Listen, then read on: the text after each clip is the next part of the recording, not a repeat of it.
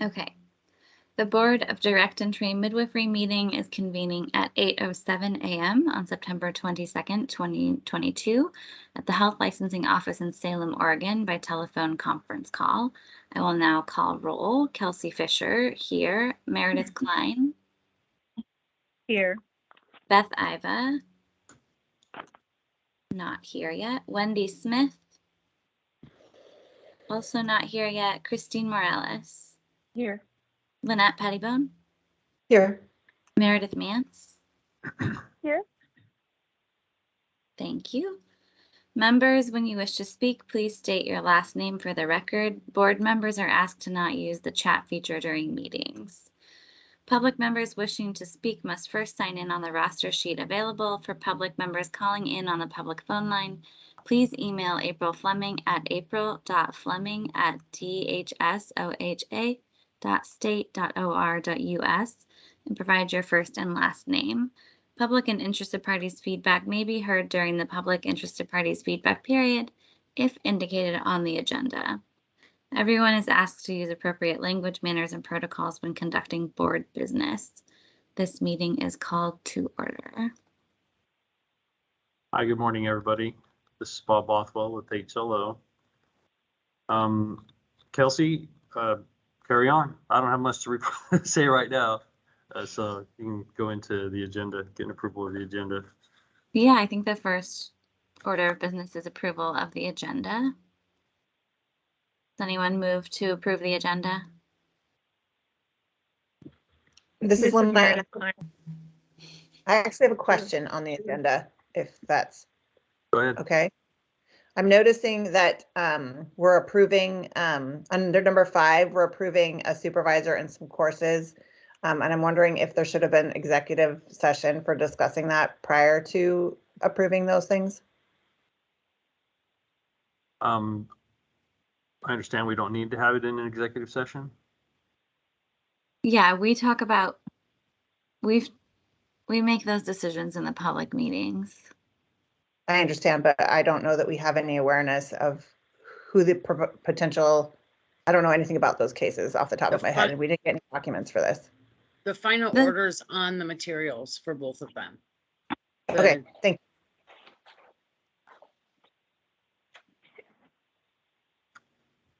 Okay. So can we get a first and then a second, please? Are you comfortable, Lynette, with having it on there if you have if you have the documents and the meeting materials? Yes, thank you. Okay. Does anyone move to approve the agenda?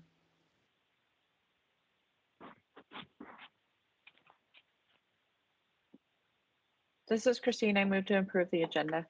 Thanks, Christine. Yep. This is Meredith Nance, and I second. Thank you, Meredith. Motion has been made and seconded. I will now call roll. Kelsey Fisher, aye. Meredith Klein. Aye. Beth Iva, still absent. Wendy Smith, still absent. Christine Morales. Aye. Lynette Pettibone. Aye. Meredith Mance. Aye. Thank you. The agenda is approved. This is Bob again. I need to ask a technical question. The music started playing on the phone again. Did we lose? Yeah, she got out. I'm sorry. Okay, so we did have a public member on the phone. It was Silka, and so we lost her, or she hung up. Anyway, carry on. Thanks. Looks like our next item is the Legend Drugs and Devices. My name is Tranexamic Murphy. I'm the qualification analyst for the Health Licensing Office, and I'll be reporting on this today. In 2021, the board tasked the Health Licensing Office with creating a qualification committee meeting or a committee to look at Legend Drugs and Devices initial continuing education to determine which requirements must be completed to obtain licensure in Oregon.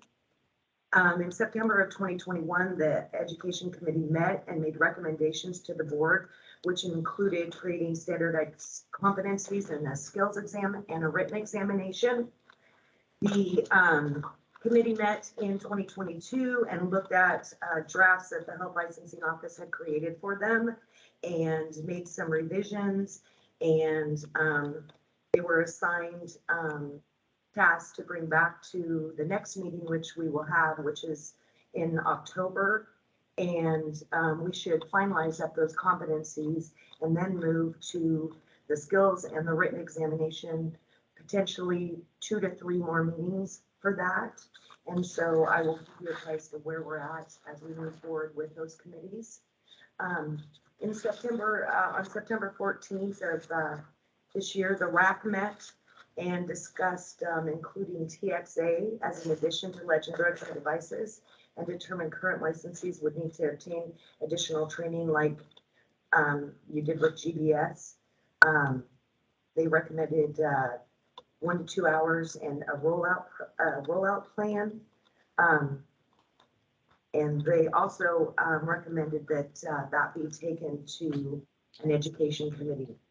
A couple things we needed to consider, and I need to ask you, is TXA deemed an integral part to provide safe care to the public as specified in Oregon Revised Statute? And that is first and foremost.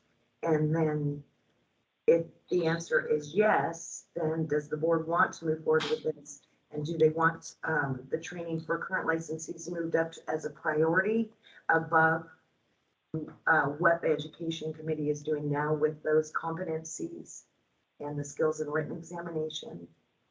And a couple other questions: who can provide the training if it's in person? Who administers the skills examination for that? And if it's a written examination, how would that look? How many questions? Could it be on workday? So I guess back to the first question, is it deemed an integral part of providing safe care? So I will put that in your hands, Kelsey, to move forward with discussion. Thanks. Does anyone have initial thoughts about TXA as a part of midwifery care? This is Lynette, and I strongly believe it is an integral part of our care and that it will save lives being available to midwives. And I actually would not agree with the board's recommendation that there needs to be additional training in order to be able to use it. I'm sorry, something beeped and I didn't hear what you stated, the last part of what you stated. I said I would disagree with the committee in that I don't believe there needs to be additional training other in order to be able to use it.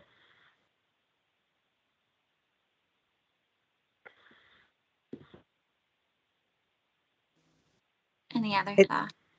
It's just simply administered the same as many of the other drugs that we use. This is Bob. Kelsey, Sammy has her hand up. I don't know if you see that. Oh yeah, Sammy, go ahead. Just for a point of reference, the reasons that the RAC thought it would be necessary for having the extra training is, from what my understanding was, there are specific times when that drug needs to be given, following the birth. There's different dosages. Often there could be different types of equipment needed. It's more complex than other IV drugs. So that was kind of what they said. So we just thought we're going to bring it to you guys, and you guys to obviously get to decide how that plays out. Yeah, that doesn't actually match my understanding of TXA compared to some of the other medications we have. It's safer and has fewer side effects. There's really only one dose, and it's a more straightforward IV administration than GBS antibiotics, which we already are doing. So I'm comfortable with Lynette's suggestion of not requiring a dedicated training for it like we did with GBS antibiotics. And I think we had talked previously about having something in our rules about only using things that you've been trained to use. I feel like that would be sufficient with the way that we've crafted the continuing education to require learning about Legend Drugs and Devices. but not being so prescriptive about it. Anyone else have thoughts on TXA? I mean, there are, this is Christine, there's a time frame which in which it's given. So I think as long as that's something that anybody who's going to be using it knows, and there's also you can't, if you give it too fast, there can be some really serious extrapyramidal side effects. And I've seen people have that, and it's not it's not a fun thing for anybody to have somebody have that. So, I agree. I think that it has lots of potential to be life-saving when you're en route to the hospital. And I think that's when this would be given, right? Is like we're en route to getting emergency care. And so I think that is great, but I do think there, and so I think if it seems like it would be covered, the training in whatever is already said, then I think that's fine. But there's education that needs to go around using it.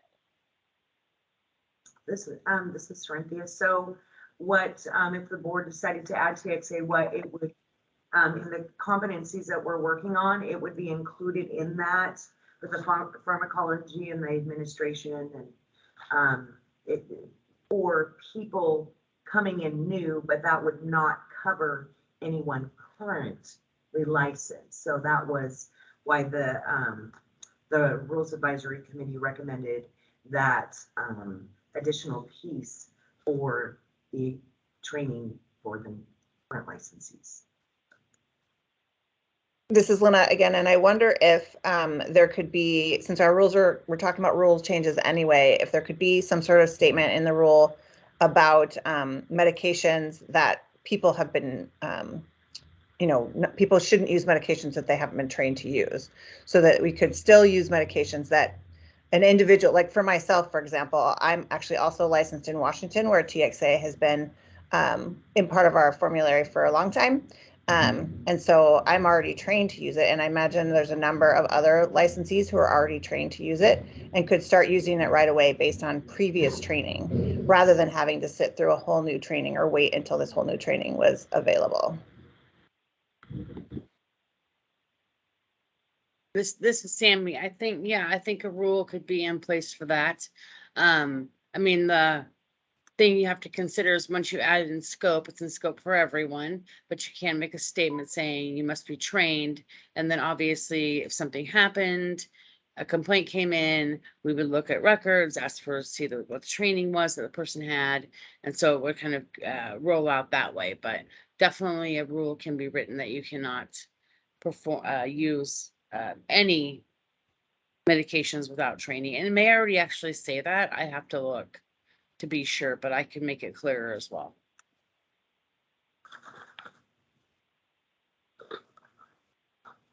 Thank you, Sammy. Meredith, do you have any thoughts about TXA? I agree with what Lynette said, and but also having used it in Texas before, I completely understand what Christine is saying about it being slightly different, that there just are a couple things that people need to know. I'm wondering if there's a way, could we have the education committee, or could we create a handout or just a virtual quiz or something that I feel like a knowledge check or even just knowledge dissemination, as opposed to a full-on course or thing that someone has to go to, feels appropriate for me. I don't feel like it needs to be a whole class. Is that a doable thing? This is Corinthia. What I can do is I can put together a information piece to be able to send out to all the licensees. I can work with the committee on that,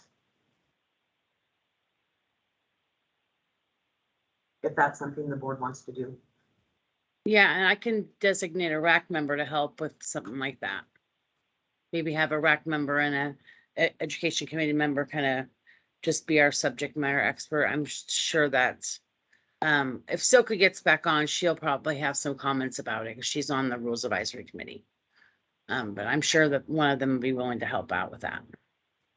Great. Meredith Klein, do you have any thoughts? Well, I haven't ever used it before, so I would be interested in having a training. And I think just Christine already mentioned it. I just wanted to make sure that that it was mentioned that in our previous conversation, it was, you know, a drug that was only going to be used en route to the hospital, which is not true for the other, you know, anti-hemorrhagics. So that would need to be made clear if that was really a stipulation for its use. If this is Sammy, if that is in fact what you guys want, we would need to say that specifically. Because the RAC did talk about using it not necessarily in situations where they would be en route to the hospital. So just, we'd want to make that specific. Yeah, I mean, that was my recollection from the conversation, but I don't know that anything was decided.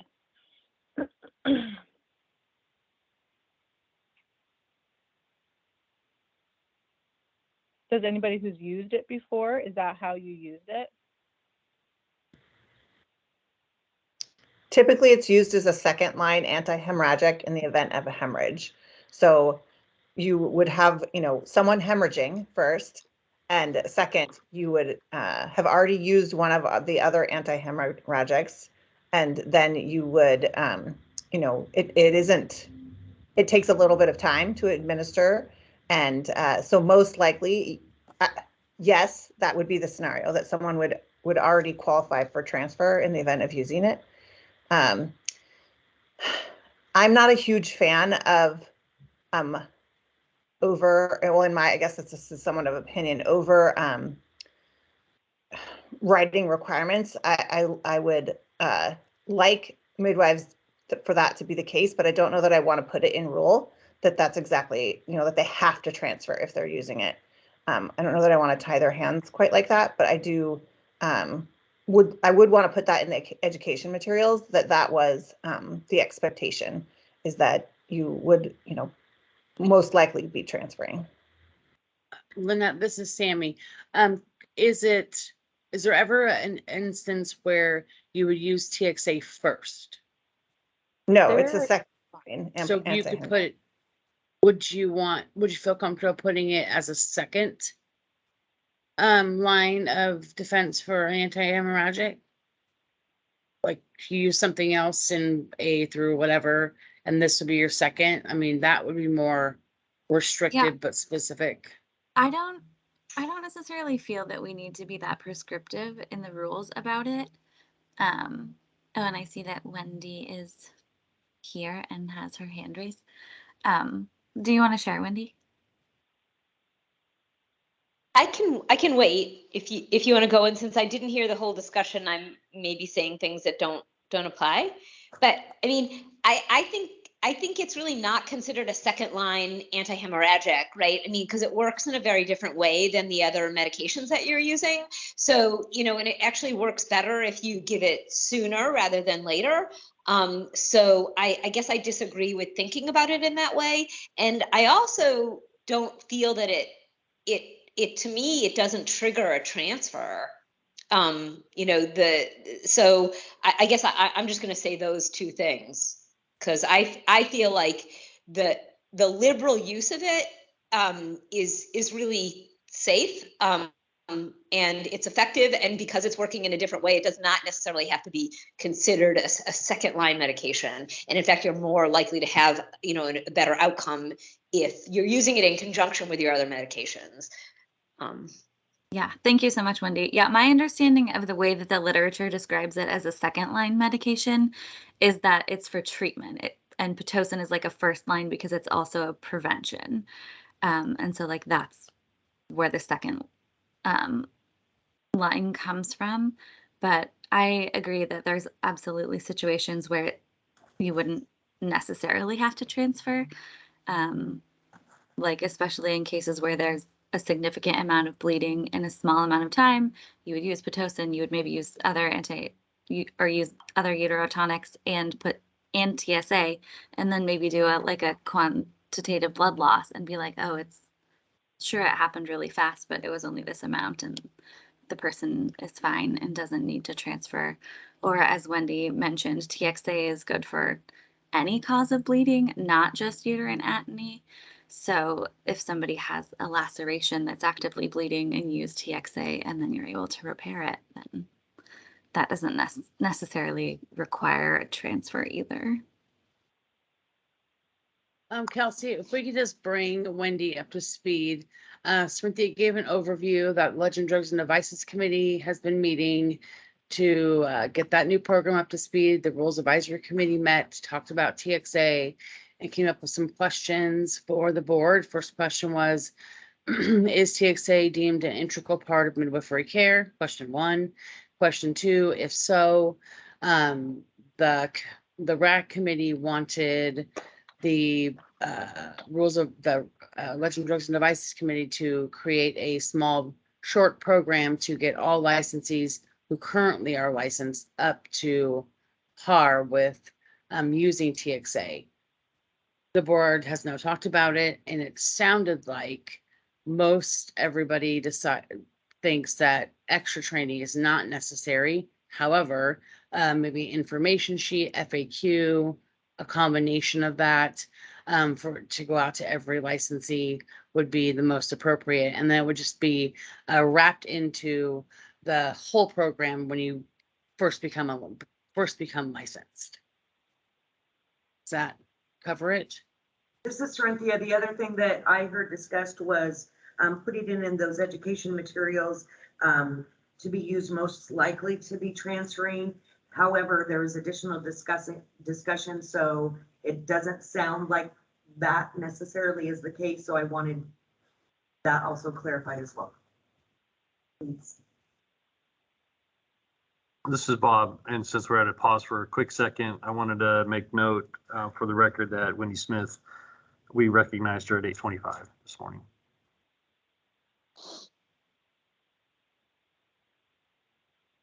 And I think that's what I understood too, Cynthia, is it can be used as a first line. Yes, but then additional discussion. Go ahead. I'm sorry. Yeah, so as far as the questions, it sounds like we're in agreement that TXA is an integral part of midwifery care and will keep people safer. It sounds like we don't think that there needs to be explicit special training for midwives to use it. But either something in the rules about only using things that you've been trained to use or providing some kind of informational fact sheet. And it sounds like we think that there are circumstances where you wouldn't necessarily be transferring just because you're using TXA. Like the indication for transfer would be the significant postpartum hemorrhage, and that's going to be distinct from using TSA. So just TSA alone is not an indication to transfer. TXA is not an indication to transfer. Does anyone else have a different summary? And all of that could be put in an FAQ. I would think so, yeah. Yeah. Perfect. Do we need to vote on this? Or just take a No, I don't think so. It's just we'll move it Because- to Because we're just LD&D. directing the RAC and the committee, right? Correct. So moving forward, I will work with the Rules Advisory Committee member in putting, and also an EC committee member to put the information together and then present it to the committee and then bring it back to the board. And then I will move that up on the priority list to get that moving. And then in addition to still working and finalizing the competencies, the skills, and the written exam. Thank you, Cynthia. Thank you. I'm going to have to excuse myself from the meeting. It was nice to see you all. Thank you very much. Hi, Sin. Bye. Are we moving on to agenda item number 4, an update from the Rules Advisory Committee? Yeah, so this is Sammy. So they met. It went really, really well. I broke my arm on Tuesday, so I'm not as prepared as I'd like to be. Basically they met, started with peer review, had lots of discussion about that. It went from the gamut of there should be no rule about peer review. It should just be references what the statute states, which is that basically you must do it, but with no guidelines or really around it. Which is what the law says, just says you must do peer review for renewal and you have to write a rule about it. The rule could be as simple as follow what's in ORS 687-463. I mean, it can be that simple. To having a lot of specificity around who's getting the peer review, who's reviewing the peer review, and what is an entity.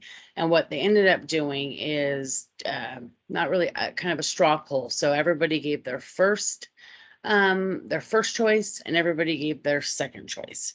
And it was really there wasn't a clear cut answer. I think the closest was define who's getting the peer review, peer reviewer, peer reviewee, and then don't define entity. So that seems like that was going to be the one that had the most first choices. The second piece was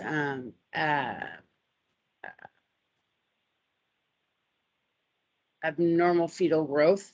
And they, instead of having it under immediate transfer, they moved it to consult. So that was the change there. And then the other piece was the TXA, and Cerinthia we already talked about how all that would shake out. Did you have any questions about those three areas?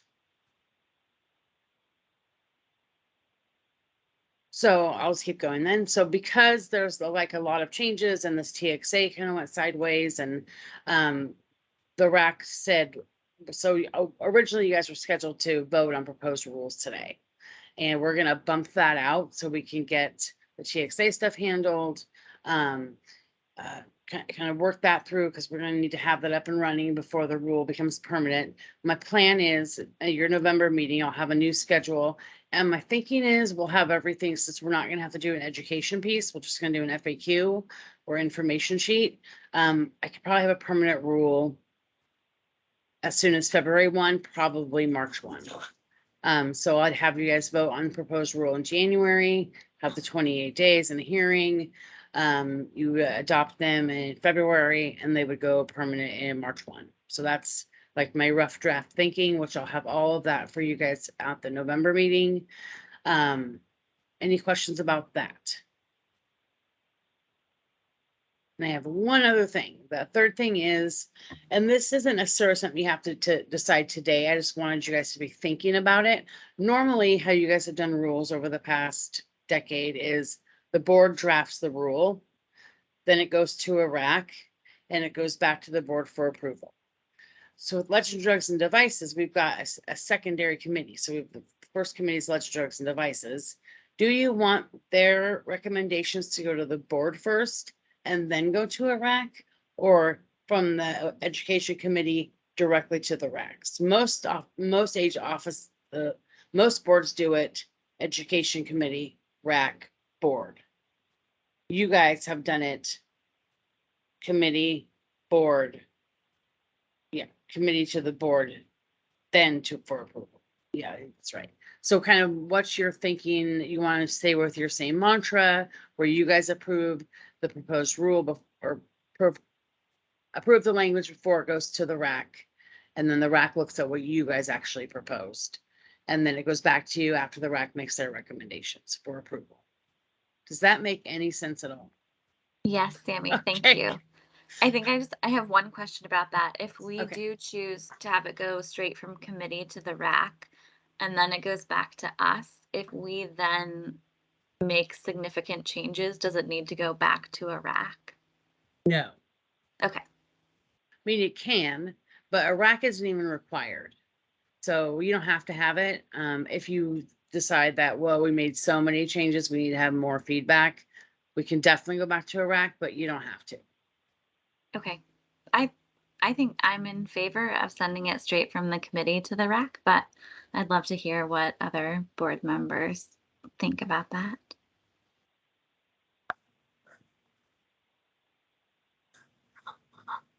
I saw a few nods Yeah, this is from Lynette. Lynette and Christine. Yeah.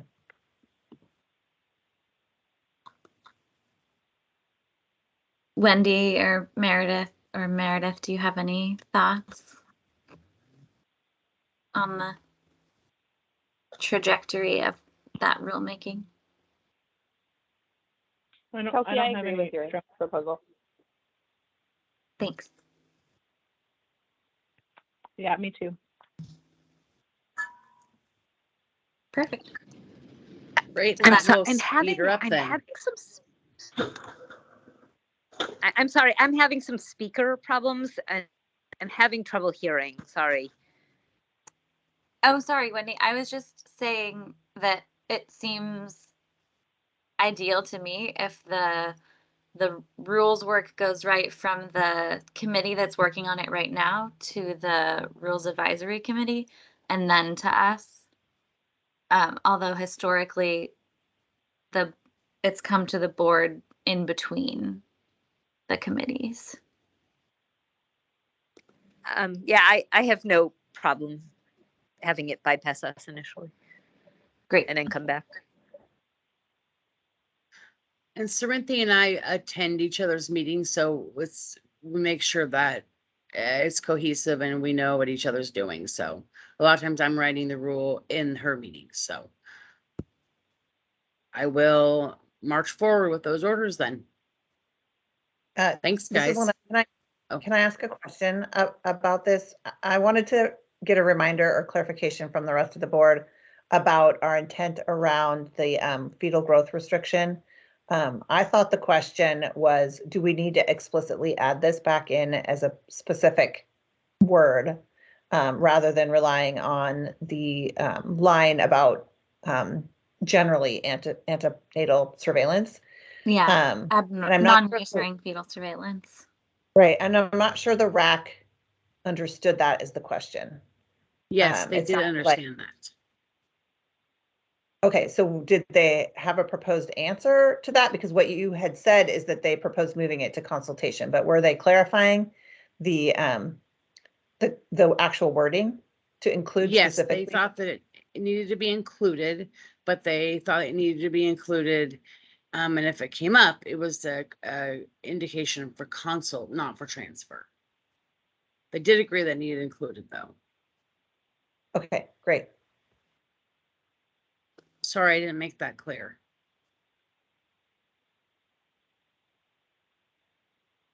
Any other questions, comments about the Rules Advisory Committee?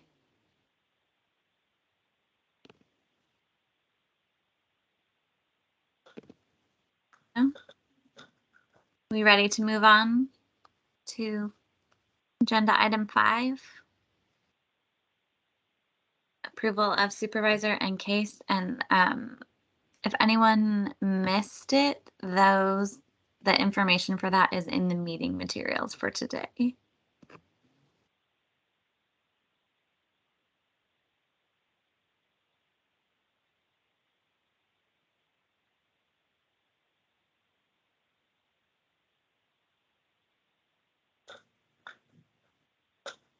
This is Bob. Has everybody had an opportunity to review the supervisors in these two cases?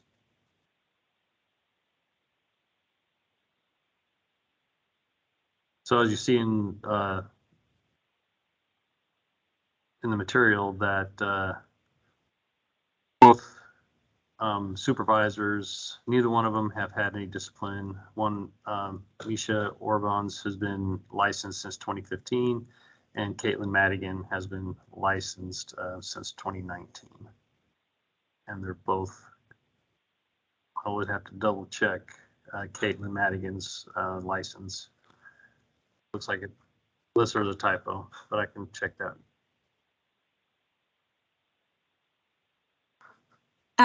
In the past, we have not approved supervisors who've been licensed for such a short time period. Just for reference, that's not necessarily something that we have to do again in this case. But I remember we had concerns about potential power dynamics of a newly licensed midwife supervising a midwife who'd been practicing much longer. I don't know if we feel like that's applicable in this case. That's kind of my only thought about it.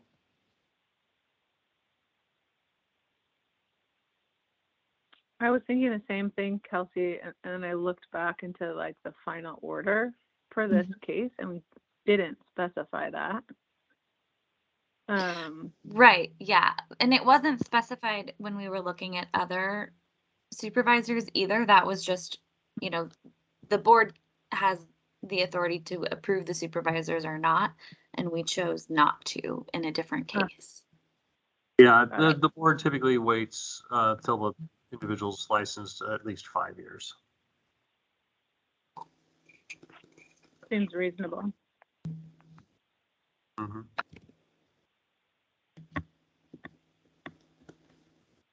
Does anyone have any other thoughts on Misha Orbans or Caitlin Madigan as supervisors?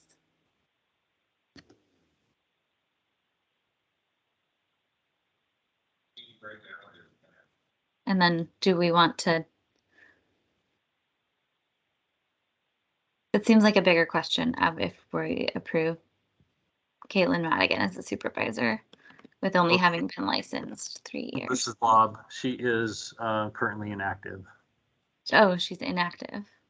Consider her at this point anyway. Okay, so that's a moot point. So do we want to approve Misha Orbans as a supervisor for Jacqueline Rowan in this case? I guess I have. Go ahead. I have another question, which is, this is Meredith Klein. Do we get any updates on what's happening with the other supervisors? I feel like there's been several that have been approved, and maybe I'm not remembering that correctly. Like there's a lot of requirements here, and so I'm just wondering, do we not get any updates until the very end when all this stuff is submitted, or do we like know what's happened with the other supervisors? This is Bob. Typically, we're in contact with the midwife or their counsel to understand which supervisor they end up going with the board's approval. I'm not sure. I don't recall why we didn't go with other approved supervisors, or the board just wanted additional. I don't recall why we are doing this again. Yeah, I don't know that we approved anyone yet for this case. I don't remember that. So this is Heather. There have been other supervisors that have been approved. I believe general understanding is that she needed more births to be able to fulfill her requirements. Thank you for that update, Heather. Does that answer your question, Meredith? Yeah, thank you. So this is Bob. So it sounds like everybody's comfortable with Misha Orbans being a supervisor.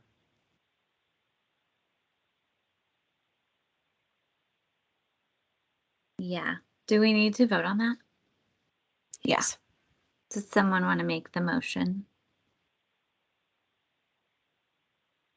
This is Lynette Pettibone, and I motion we approve Misha Orbans as a supervisor. Do I need to read the case number? Please. In case number 17-8737 and 12-7039. Motion has been made. Does anyone second? Is Wendy Smith, I second. Thanks, Wendy. Okay. And we will now vote. Kelsey Fisher, aye. Meredith Klein. Aye. Beth Iva is still absent. Wendy Smith.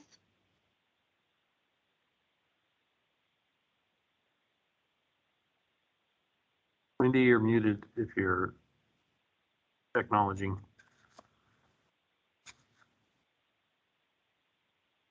Wendy might be having technical difficulties. I'm moving aye. Okay.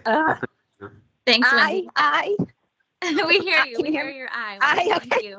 Christine. I'm like screaming through a parking lot. Aye. Lynette Pettibone.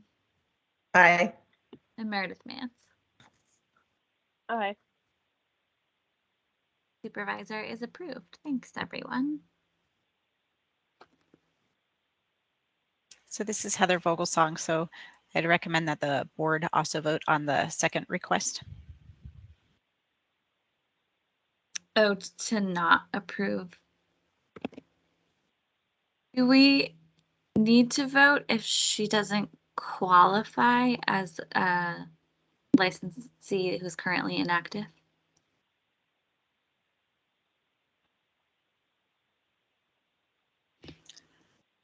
I'd recommend that you take a vote to make sure it's clear. Okay. If she becomes active, she can always come back up for a second request. Okay. Well, does someone want to make that motion?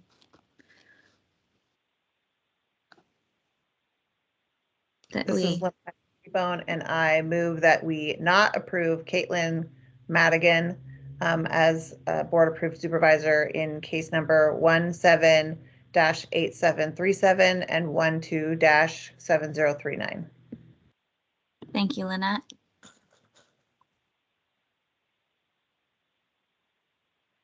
If we can get a second, please. This is Christine. I second. A motion has been made and seconded. I will now call roll. Kelsey Fisher, aye. Meredith Klein. Aye. Beth Iva still absent. Wendy Smith. Might still be lost in parking lot limbo.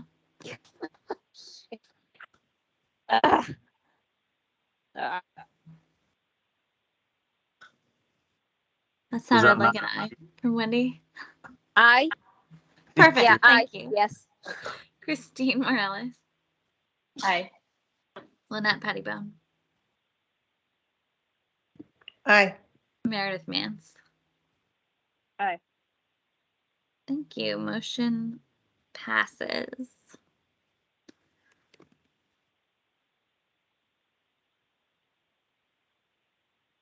All right, so now we have approval of some courses.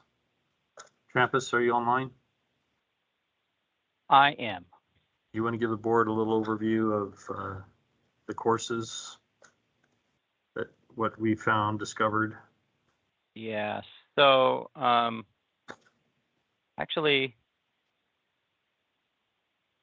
yeah. So basically, this was a settlement agreement that was entered into with Laura Anderson Erickson. Part of that settlement agreement, she was required to take some courses. She had during a certain time frame, just to kind of give a recap. And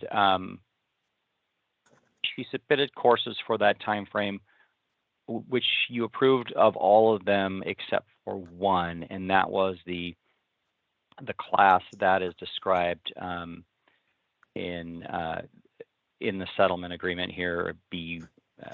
What is number 5B1, I believe, which was the class in risk evaluation in relation to transferring care.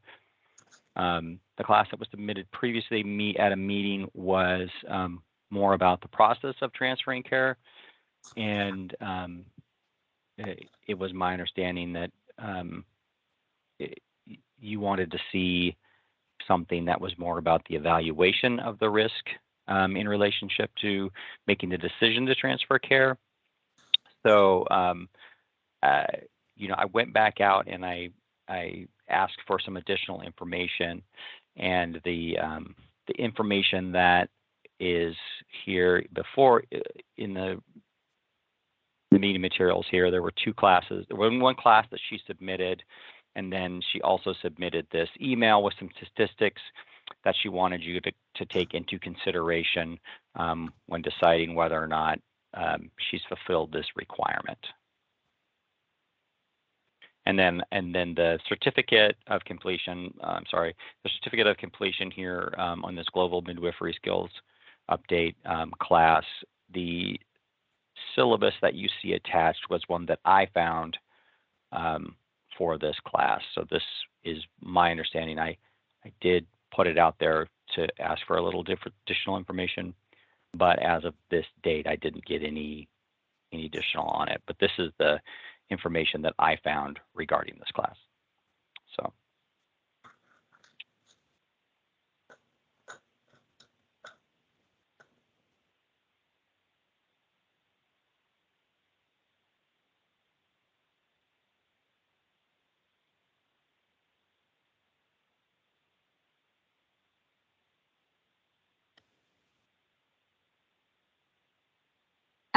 While I appreciate her transparency with sharing those statistics with us, my understanding of statistics is that those ends are not high enough to tell us anything. Like the numbers are still fairly small.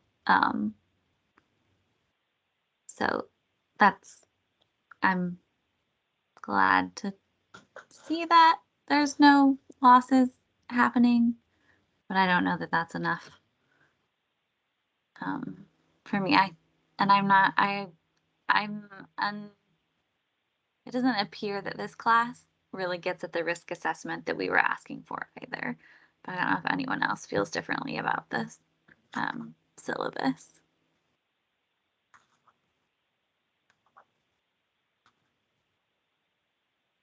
This is Lynette, and I would recommend to the respondent that if they are having trouble finding a class that meets the intent, that they could reach out to the board and we could help them find one.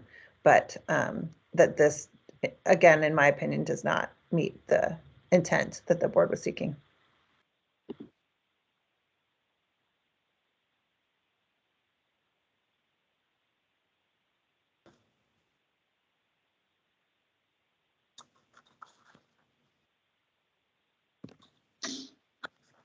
This is Christine. Can we, if we decide that this, I agree, I think this doesn't really meet the assessment of risk for transfers that we were aiming to get from a course. Can we, Lynette, if you know classes or if one of you guys knows classes that might be better to cover what we're wanting, can we just say this one didn't work, but here's a list of ones that would be approved?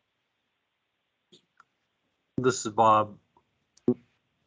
Yeah, I think we just need to, at this point in time, approve or not approve, and then the board can send an email to Trampus or Sammy, and then Trampus can share the information with the respondent. Yeah, historically, it's been the responsibility of the licensee to find the classes, is my understanding. And if somebody's having trouble locating something, Sure. That's one thing, and Yeah. we're more than willing to help. But I don't want the appearance that we're choosing one program over another. Right. It's a suggestion that's coming from HLO that, look, this is what's out there. You didn't meet the intent with this, and here's some suggestions, but if you have something else. But I think at this point, would we want something, and Heather, you can help me out, please. Would we want something that is, I know that it's not required to be pre-approved, but she can send it to us for pre-approval? Thanks, Bob. This is Heather Vogelsong. So just to comment on that and the discussion, the settlement agreement required that the course be completed within 1 year from the effective date of the final order. So it already had to have been completed by now. So making recommendations as to which course she could have taken could be informational as far as something that she could do in the future, but whether it meets that requirement of having been taken by the year time frame, that's a separate consideration. So the issue before the board is really whether this course that she has submitted fulfills what the board wanted in terms of the risk assessment, and then if it does not, then that's where it would end for today. This is Meredith Klein. I wanted just to add another thing about this course. I've taken this course and it was really good. And I'm just thinking, I think if we're not gonna approve it, that we should give some direction as to what exactly that we're looking for, instead of the sort of cat and mouse of her having to try this and then try that. I mean, this course goes through like maternal, as it's listed, physical causes of death and damage, as far as newborn survival and maternal survival, and then evidence-based practice for treatments. So it's not, I mean, it's from a global perspective, so it's mostly aimed at lower resource areas. So isn't going to say exactly about like what time to call the ambulance in a higher resource area, but is a really broad perspective on risk and the cause of, the cause of the complications and interventions and how to handle that. So I would approve this course, actually. I mean, and if I'm looking back at her particular order, a lot of the questions were, I think, or related to the timing of calling and stuff like that. So I just wanted to put a plug in for this class, which was quite good and thorough. Yes. So Meredith, you felt the class did adequately address like making risk assessments while providing care? Yeah, I mean, I took this class years ago also, just like I see she did in 2014. So as far as real specifics, but, I don't, I can't remember real specifics, but looking at this syllabus, was like a reminder, and it was an excellent course. Even like broader, really, right? Then this is like people doing emergency medicine, broader than what we even do here with less resources. So as far as training and awareness of what are the causes, I mean, even including things here like gender discrimination, wrong breastfeeding death. I mean, it was a pretty broad scope perspective. So this is Lynette, and while I appreciate that, I think to me, there's a question in my mind about the timing of submitting this, and if she intended to use this class to meet that, it seemed like maybe that could have been brought up, 9 to 11 months ago, because she'd already taken it. And for her to submit this, I was trying to figure out if we could tell when it was submitted, very close to the year or after the year had passed, and try to use something she'd taken before as fitting in that time frame was a little disconcerting to me. It seems a bit like circumventing the intention a bit. So this is Heather Vogelsong. I'll just direct to the materials on page 38 and the requirement under 5B1. And she could fulfill the requirement with a course taken since November 18th, 2014. And then it had to be taken within 1 year from the effective date of the final order. So that's the time frame in which she needed to take the course, in case there were any questions about that. And this is Trampus. She submitted a course in her initial packet that she felt fulfilled this requirement. It was only after we asked for any additional courses that she had taken during that time frame that she submitted this. So she submitted this recently to us, but it was on our basically saying, hey, do you know, because this class was not approved, do you have any other classes that were within that time frame that you feel may fulfill this requirement? So it was a recent, but it was after the board didn't approve the first class that she had submitted for this requirement. Yeah, I think the biggest question for me is that the wording of the order is that it's a class in risk evaluation relating to transfer of care. And looking at the syllabus, it doesn't seem like that was the focus of this class, but Meredith, if you think that it was, then I'm more open to it. Like, it seems like it definitely talks about a lot of the different risks to the baby and the birthing person, but just does it get to the risk evaluation and risk assessment piece is the question I have still.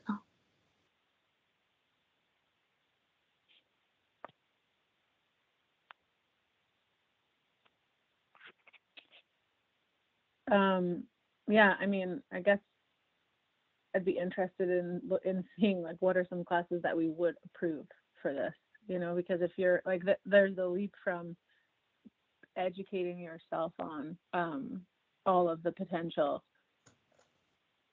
causes of complications, and then, you know, that's your, like, that would qualify as evaluation, right? If you're like educated on all of these different causes and looking out for them as they develop, then that's your risk evaluation. And so I guess, are we looking for something that like prescribes exactly what to do A to B in each case? Or are we assuming, you know, just like the TXA, that we're educated already on hemorrhagic, so we would know what to do? Like, I guess I don't understand. I'm not exactly sure what's the leap between the one and the other that like we are looking for from a person, other than them showing that they are continuing to educate themselves on the causes of risk and the indications for transfer or for, you know, newborn survival and maternal survival as it's listed here. Seems like if another prescription exactly prescribed, then I would love to like offer that to this licensee so that they can take that class and then move on. This is Christine, and I agree with Lynette in that I think that I'm a little, like, she completed this before the final order, so if she submitted one and we said that wasn't okay, she could have sent this one right away and we could have said, oh, this doesn't meet it either, and now we're outside of that year of the final order, and so essentially she likely hasn't done a class then, right? Or she would have submitted another class that had been completed to fulfill this. And so it, I don't know. I mean, it seems like she didn't fulfill the requirement. This is Trampus, just for a little bit of history on the timeframes and where we were and where we are now. The original set of classes were submitted to us within the timeframe, but I think that they had to come back a couple of times with additional information regarding those specific classes before a decision was made. And then we asked for additional classes, but then we've had a couple of months off from board meetings, and so now we're outside of that time frame. But the initial set of classes were submitted toward the end of the 1 year time frame, and then it just because of circumstances, decisions were made outside of the 1 year time frame. So there was no opportunity for her to within the time frame to do that. So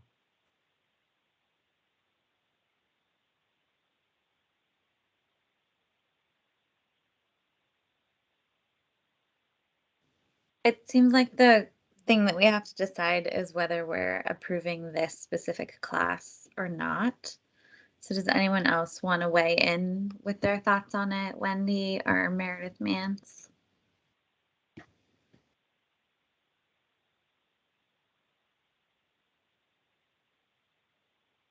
I don't really have a particular opinion beyond what's already been said. I don't know that it's fair to say that she didn't fulfill the requirements when we haven't actually met to review them in a while. So that makes me not want to push as hard. I guess my biggest concern is like, does the class we're asking for exist, right? Like, and how do we know that? And I think that is something that feels a little weird to me. It's like, are we asking for something that doesn't exist?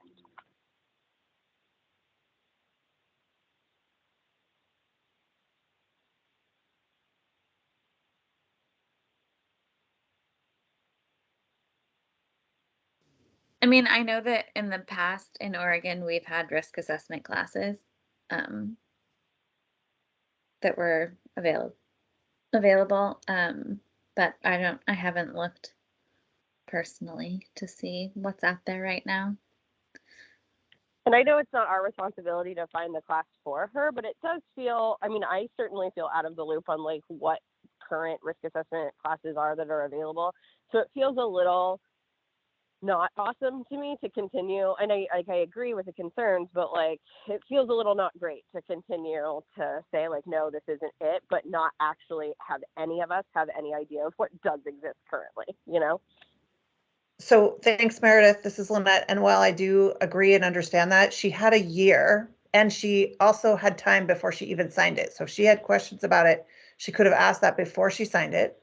And then she had a year after she signed it to ask questions and to try to come up with. I totally agree with that aspect of it. I think my concern is more just like the bigger picture on some of the classes that we're asking for that, I don't know, maybe we just as a board need a better understanding of what's out there so that we can better answer the question. I think it's more of a general concern rather than like this specific case, because I do agree with that.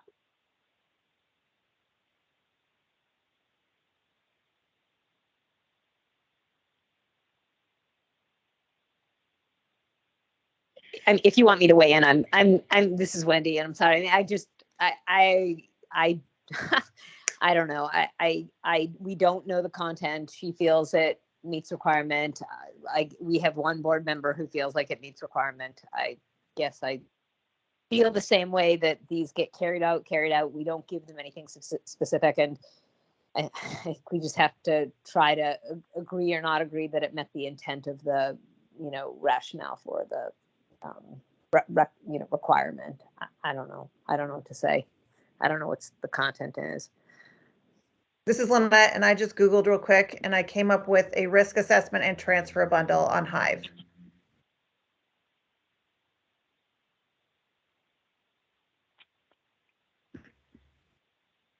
What's the one that she did before that we Yeah, that's approved? the problem, is that the transfer, that was the previously submitted one, and that was on like, that transfer class is more on like the mechanics of transfer and not on how to decide when to transfer, which is what we were looking for. But the bundle has that transfer one and also fetal assessment in labor, understanding ultrasounds. That was just the first one. I haven't even gone down the list of what else came up. Yeah. So there's one from the University of London called Risk and Midwifery Practice Course, Professional Development Course, delivered by world-leading maternity care and risk academic and clinical experts, provides participants with an in-depth understanding of how the latest theoretical and empirical evidence on risk in maternity care can improve service delivery. Yeah, Meredith Mance, I do hear your concern. Like it's unfair of us to ask for something that doesn't actually exist. But I think that we also spent a lot of time on this case, and we made requests in the final order of what we felt would help this provider provide safe care to the families that are their clients. And I think that we just need to decide if this class meets that requirement. And yes, some of the context and the surrounding pieces and the timelines are hard. And I think that we have, desire to just be done. But I still think that we need to just focus on whether this class meets what we were asking for. And we could vote on it now if anyone wants to make a motion one way or the other and see how it goes.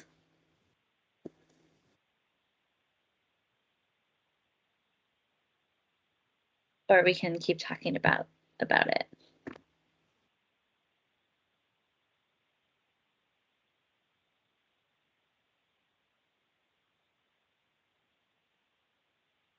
It also sounds like maybe we could try to get more information about what if she has a copy of the syllabus of this class.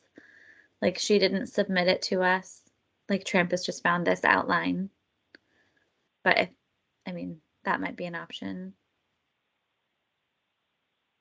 If we don't feel like we have the information we need to make the decision.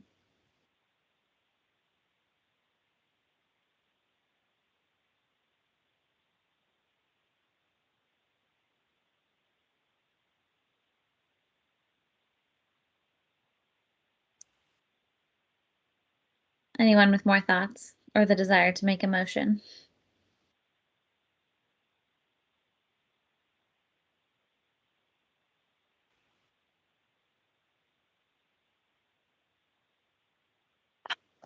I hate to delay this. I think asking her to send in the syllabus and to outline how she feels this is meeting the requirements isn't unreasonable. I also hate to delay it anymore. On the other hand, she has led to this delay herself. I mean, I don't know. It is a problem. And I think I missed what Meredith, was that Meredith Nance who was pulling up another quickly accessible course that everyone felt was more relevant? I think I missed what that was. Klein, sorry. Were you pulling up a course that you felt like was more relevant?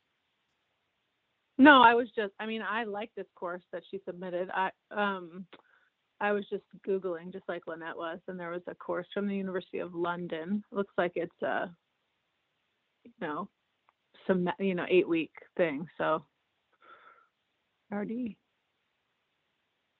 deleted it on my thing, but it was not hard to find, and it was specifically risk assessment and midwifery care.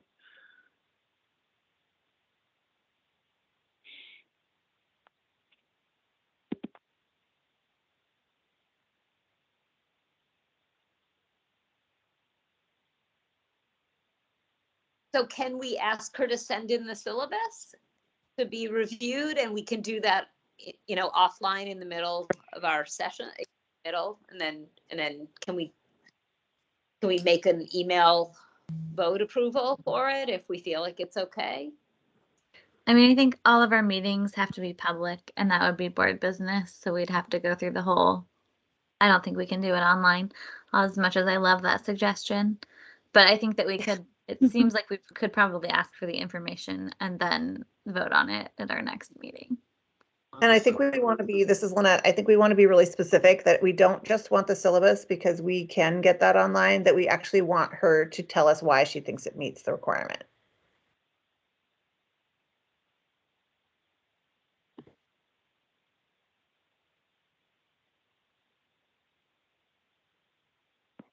That seems good to me. Is that direction that we can give to, would that be to Trampus to request that information? Yes.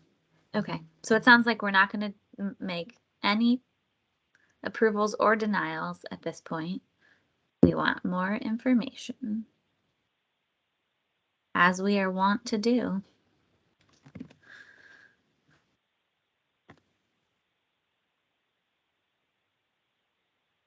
I think, can someone remind me? I'm trying to pull up the agenda. Is it public comment next? Yeah. Sorry, this is Bob. Yes. Are we ready to move to that?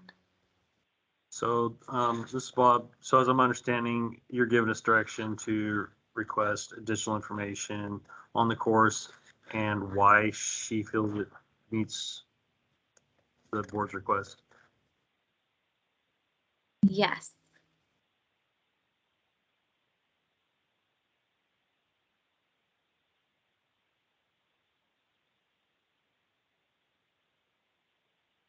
Okay. right.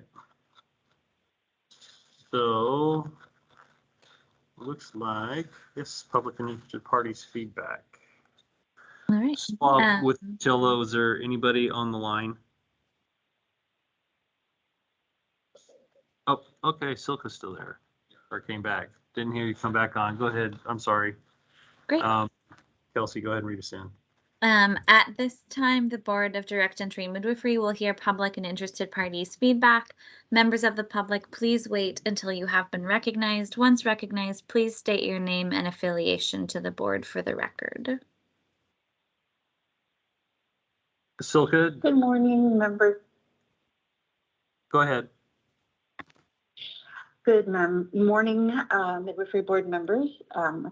This is Silka Akerson of the Oregon Midwifery Council. It's been interesting to hear your discussion this morning, and I have public comment on a few topics. First, I taught the course that you were discussing and created the curriculum, and I don't think it meets the intent of what you originally described, even though I think it's an awesome course and everyone should take it.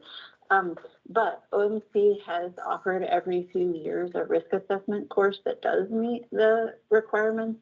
It's not something that's available online, and it would, it's something that Alma could have, could request for me or someone else in OMC to come teach for the practice, but it would take another step, and it's not something that she would necessarily know is publicly available. So can I clarify that you were saying that you didn't think that the transfer tools for midwives meets the requirements? Is that the class you're referring to? Correct. Yeah, I don't think the transfer tools for midwives course meets the requirement. Yeah. I think it does talk about risk assessment, but not, the way that reads was so specific that it seems like it really needs to be more an actual risk assessment course. And it sounds like there's other ones that exist, and OMC does offer one. And if someone requested that we do it again, we could do it again at any time. Thank you. For future reference, especially it seems like it would be really useful when the board is requesting specific continuing education, that there be some verification that that continuing education is available and some suggestions potentially of where someone could meet it, because it isn't always as available as you might think. And also a lot of licensees might not know about classes that aren't available online, but that are offered by OMC upon request. We could offer a charting class upon request. We could offer a risk assessment class upon request. We could offer a number of things upon request. Then moving backwards, I thought the conversation about the supervisor in the licensing case was interesting, because I think we would have significant concern about someone being a supervisor in a licensed consequence who didn't have more than 5 years of experience. And it also brought up this concern. I wonder whether the board is thinking about,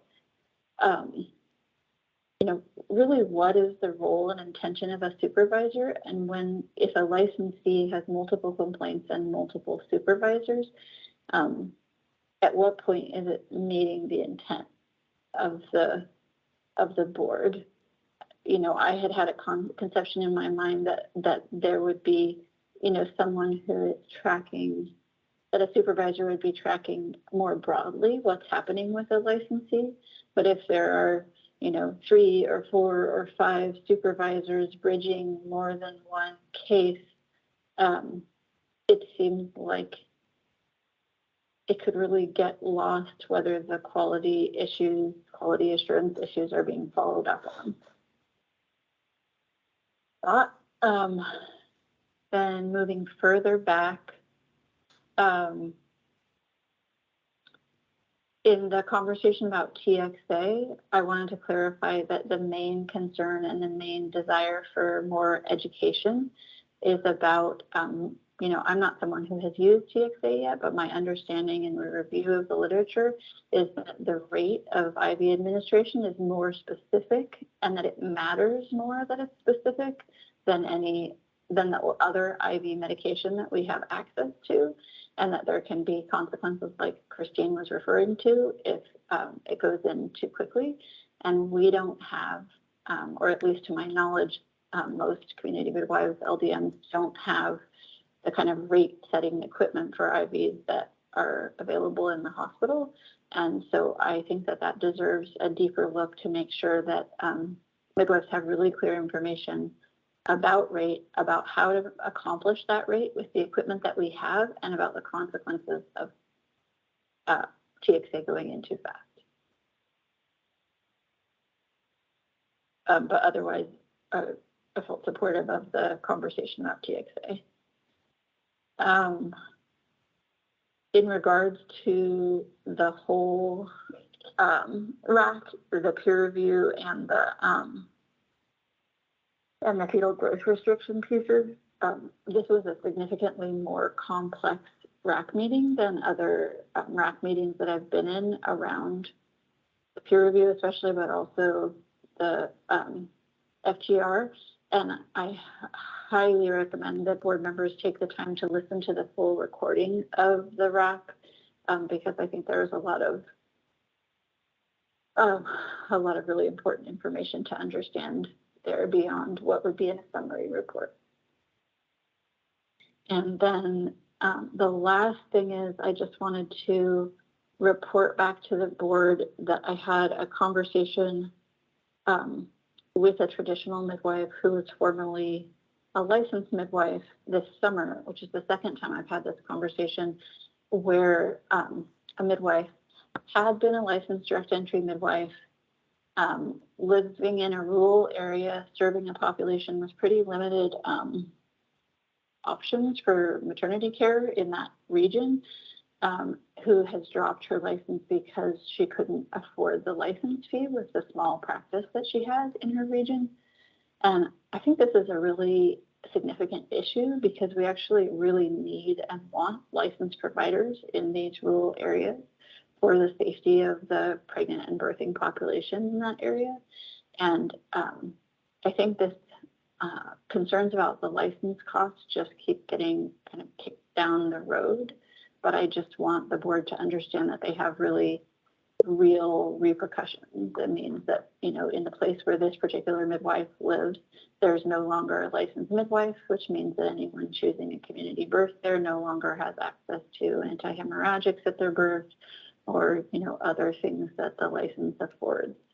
And for some of us, especially, you know, folks on the board, for folks more centrally involved, the license fee is really manageable in a busy, or it's manageable enough, manageable in a busy practice. And I think we forget about how significant the license fee is for some folks with less busy practices. And I think, looking at my notes, oh, one last thing, which is, I've said this before, but I'm going to say it again. I really, really, really am requesting from the bottom of my heart that we move to online meetings where we can see the members of the board. We are 2.5 years into online meetings, and it's really unacceptable that this is still only a telephone meeting. It's a really, really challenging to speak and not be able to see if anyone is listening.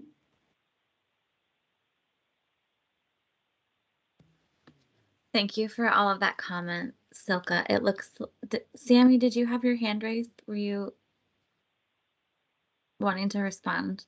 I was just gonna say, as part of the package that I'll send you for the November meeting, the recording of the RAC will be included. Great, thank you. Yes. And then Silka, I would just like to Yeah, echo I your just want to concern. say that I have meetings with the Oregon Health Authority on a regular basis that are video meetings. So it like a long time ago, the idea was that it wasn't feasible. It hadn't been approved yet, but I've been on RAC meetings. I've been on all sorts of meetings that are where there's a visual component, and this is the only meeting with the state of Oregon that I am on in this time period where we can't see each other. Silke, if you could send me a list, this is Sammy, of meetings that you attend where you can be seen, I can reach out to those, to my counterparts in those other divisions. Would be great. Thank you. That's all. Thank I you, really Silke. appreciate the work you all are doing. Thank you. I want to also echo your concerns about the licensing fee, and I feel like that's something that board members have brought up before. And unfortunately, my understanding is that the board doesn't actually have any authority over the way that the licensing fees are set, that that's something that happens within the health licensing office itself, that they do the fee setting, and that there's some statutes where the boards are intended to be self-sustaining, and that we have a special dispensation to be in the red about it, but that the actual board members don't have control over the fees. Yeah, we've been over this statute a number of times, and there's really different interpretations of it, and I do not think that the statute requires the level of specificity that the HLO asserts that it does. We've been through rounds of asking for the statute and asking for it to be clarified, and I think that there are options.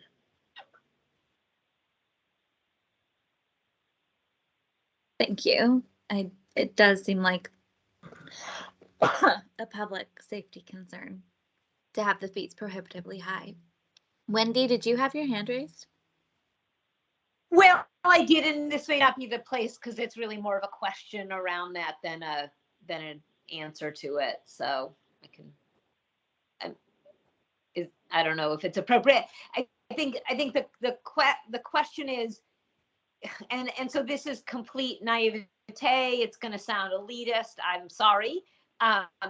Is it possible to do the number of deliveries you need in a licensure period and not have the fee, the reimbursement to pay that fee? And if that's a possibility, and I mean, I suppose people could be paid different amounts, right, based on their what they request from their clients. Is it possible to have some sort of sliding scale based on what people make from those clients that they're serving in order to meet minimum numbers, in order that they're meeting minimum numbers? Those are my questions. I guess is that there are no minimum numbers. There are minimum numbers for licensure. No. There are minimum numbers for initial licensure, but there aren't minimum numbers for license renewal. We have licensed members who have attended 0 births in the past year.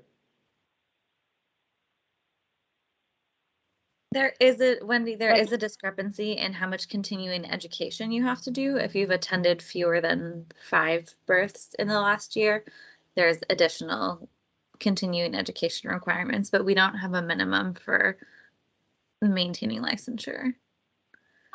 I'm sorry then. I thought they were ongoing. So this is Lynette, and my question is, because I can't even believe I can't remember, but what's the current license renewal cost? $800 a year. Yeah, so you have to do less than 1 birth a year to pay for that. Not that I'm saying that is necessarily something we don't need to make. We could certainly have conversations about how to, what we can do about that. But if you attend 1 birth a year and you charge more than $800 to attend that birth, you can pay for your licensure. That doesn't mean it's a livable wage. That assumes that someone can devote all of that cost to their license. Like, people have other expenses than their license fee. Yeah, and especially just we never know how many people are going to transport, and like if you're taking Medicaid, the reimbursement rate is low. Like it's a struggle. absolutely, in for a certain lot of people to communities pay where that we're working license on fee. trade, like I think that I understand like that line of thinking, but I think that it really is limiting and doesn't consider all types of like trade and work and people's life arrangements. And I don't want us like going down a path of making those types of assumptions. No, I don't either. I'm just wondering if there's another way to get at solving the problem, since we've tried repeatedly through HLO and through that to resolve it. I'm wondering if OMC could be part of the solution, and perhaps there's a way to create a fund where midwives who do have busier practices could help offset the fees for midwives who have less busy practices, or midwives who, like, I could donate $20 a year towards another midwife and their licensure if that was an option available to me. Like, are there other ways that we can do that while we're trying to assess what's happening in the health licensing office? I mean, another thing that in Washington that we've done historically is we ask the governor's budget for a line item that helps offset that helps pay for the midwives licensure fees, that we've been able to use the information that we've gained from research in the state, proving that we've saved the state so much money in Medicaid costs that we're able to convince them to help contribute in other ways towards that licensure. So there's potentially other ways that we can get at solving the problem without trying to get HLO. I mean, it sounds like we've tried a few times to get HLO to relook at how they've calculated the fee structure. This is Bob. So this is public comment at the time. We can put this on one of the upcoming board agendas for further discussion, but it's public comment. And Sammy, you have your hand raised. Yeah, and I just, because there's lots of people talking, I will just invite Silka to put her concerns in writing, kind of a Q&A where she thinks that there could be some solutions. That would be helpful so that we could get some answers for you guys. There is actually a law on the books for you guys that says, what does it say? It says the Oregon Health Authority may accept gifts, grants, and contributions from any public or private source for the purpose of carrying out the provisions of the midwifery laws. So that is in there and available. To Lynette's point. Thank you, Sammy. No problem. This is Meredith. Yes, I think that I'm very open to, I think we should add this to maybe the next agenda, since I know that's what Trampus was recommending, or Bob was recommending. Because I can already come up, like I already have a few ideas of things that we can do that could potentially still be legal and work. So I think, yeah, I'd really love to have it added to the agenda so we can all talk about in detail. Thanks, Meredith. I would also add, Sammy, again, any ideas that board members have, shoot me an email so I can get them down and work through, if I can work through any of those things with Bob and the higher ups at Public Health. So we can have all the things on the table. Perfect. Thank you, Sammy. And So this, good. just so I can remind the board while it's fresh on my mind, only send it to HLO staff member. Your suggestions, not between each other, to avoid a board meeting, an unintentional board meeting.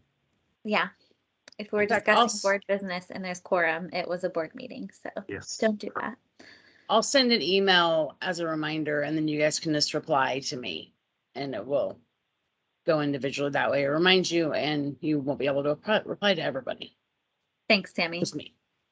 Silka, did you have anything else while we're still in public comment period? No, thank you. I appreciate the discussion. Thank you, Silka. So that brings us to our next agenda item, which is executive session. Sammy, your hand is still raised. Did you have something else?